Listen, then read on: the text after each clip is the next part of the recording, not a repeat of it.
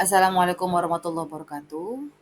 Terima kasih untuk perhatiannya teman mahasiswa karena pada saat ini adalah modal untuk pengerjaan esai. Mengingat kita baru saja selesai materi valuation model dalam manajemen keuangan syariah. Ya, jadi tugasnya teman mahasiswa adalah melihat bagaimana model valuasi dalam pasar berkembang. Sebelumnya saya akan jelaskan terlebih dahulu mengingat apa yang harus teman mahasiswa lakukan pada proses pengerjaan model esai pada saat ini.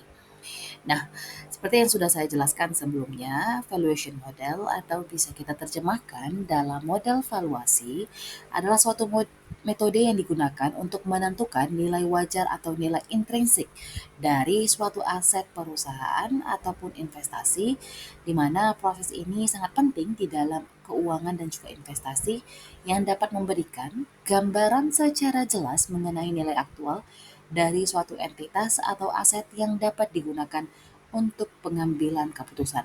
Nah, tentunya ketika kita mengaitkan dalam manajemen keuangan syariah, kita akan belajar bagaimana itu instrumen keuangan seperti obligasi syariah, sukuk, saham dari saham biasa ataupun saham preferen.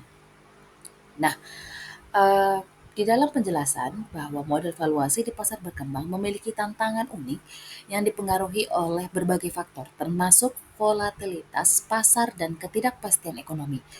Nah, berikut adalah penjelasan bagaimana faktor-faktor kedua ini dapat mempengaruhi yang dapat nanti dijelaskan berdasarkan dengan contoh. Harap didengarkan dengan baik. Untuk model valuasi di pasar berkembang, di mana model valuasi digunakan untuk menentukan nilai suatu aset atau perusahaan dengan mempertimbangkan berbagai faktor ekonomi, finansial, dan resiko yang ada. Nah, di pasar yang berkembang, model ini seringkali harus disesuaikan untuk mencerminkan kondisi yang lebih tidak stabil dibandingkan dengan pasar maju. Nah, untuk alasan pertama yaitu dengan menggunakan faktor volatilitas pasar, di mana volatilitas pasar kita akan kaitkan dengan fluktuasi harga yang signifikan dalam waktu singkat. Di dalam konteks pasar berkembang, volatilitas dapat dipicu oleh berbagai faktor eksternal dan internal seperti perubahan kebijakan pemerintah, situasi politik, atau kondisi ekonomi global. Nah, contoh yang pertama yang bisa dilihat dari kenaikan suku bunga. Ketika bank sentral menaikkan suku bunga untuk mengendalikan inflasi, hal ini dapat menyebabkan investor menjual saham mereka secara massal yang dapat mengakibatkan penurunan harga yang tajam di pasar saham. Sebagai contoh, ketika kita kaitkan di negara kita, Bank Indonesia mengumumkan kenaikan suku bunga untuk menanggulangi inflasi di mana pasar saham seringkali mengalami penurunan yang signifikan.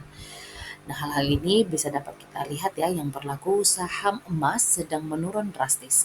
Jadi di sini kita bisa lihat adanya perilaku volatilitas pasar yang dapat berdampak pada fluktuasi harga sehingga memerlukan peranan dari Bank Indonesia. Lalu berikutnya ada ketegangan politik, di mana ketidakstabilan politik seperti demonstrasi besar atau pemilihan umum yang tidak menentu dapat meningkatkan ketidakpastian di kalangan investor. Sebagai contoh, saat terjadi kerusuhan politik di negara tertentu, investor cenderung menarik di investasinya dari pasar tersebut, sehingga menyebabkan volatilitas harga saham meningkat. Dan ini terjadi ya pada saat situasi politik di negara kita ya mendekati pemilu yang terjadi di tahun yang ini, sehingga adanya ketidakseimbangan pada pergerakan harga saham karena mengingat begitu adanya pergantian kebijakan kabinet baru itu akan berdampak pada harga penjualan saham, harga saham asing ataupun termasuk juga saham lokal yang berada di negara kita. Lalu dampak dari ekonomi global seperti terjadinya ketegangan antara Israel dan Palestina sehingga menyebabkan volatilitas pasar. Lalu ketidakpastian ekonomi. Ketidakpastian ekonomi mencakup ketidakjelasan mengenai kondisi ekonomi masa depan yang dapat mempengaruhi keputusan investasi. Hal ini seringkali disebabkan oleh faktor-faktor seperti inflasi yang tinggi, pengangguran, ataupun resesi. Sebagai contoh untuk ketidakpastian ekonomi, saya menunjukkan kepada inflasi yang tinggi. Ketika inflasi meningkat tajam, daya beli masyarakat menurun dan perusahaan mungkin mengalami peningkatan biaya produksi. Sebagai contoh, negara-negara dengan inflasi yang tinggi seperti Venezuela, perusahaan-perusahaan di dalam Venezuela tentunya kesulitan untuk memprediksi biaya dan pendapatan mereka, sehingga model valuasi menjadi kurang tepat.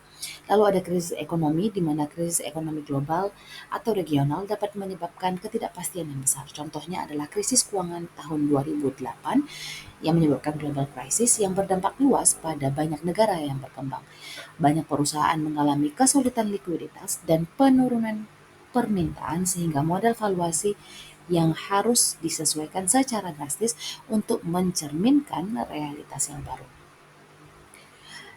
Nah, berikut ini adalah tugas yang harus teman mahasiswa kerjakan, di mana teman mahasiswa harus menyampaikan pendapat dalam bentuk esai dengan tidak lupa mencantumkan nama dan NIM, yaitu bagaimana prinsip syariah dan model valuasi dapat digunakan untuk keputusan berinvestasi bagi sebuah perusahaan pada situasi politik dan ekonomi saat ini. Dan tentunya ini kita bicara tentang keadaan di Indonesia.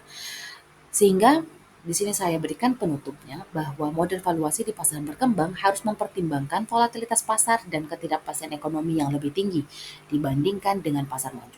Memahami berbagai kedua faktor ini berinteraksi sangat penting bagi investor dan analis dalam membuat keputusan investasi yang tepat.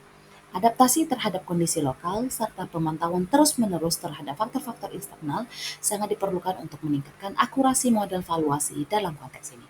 Selamat mengerjakan tugas. Terima kasih. Syukron. Thank you.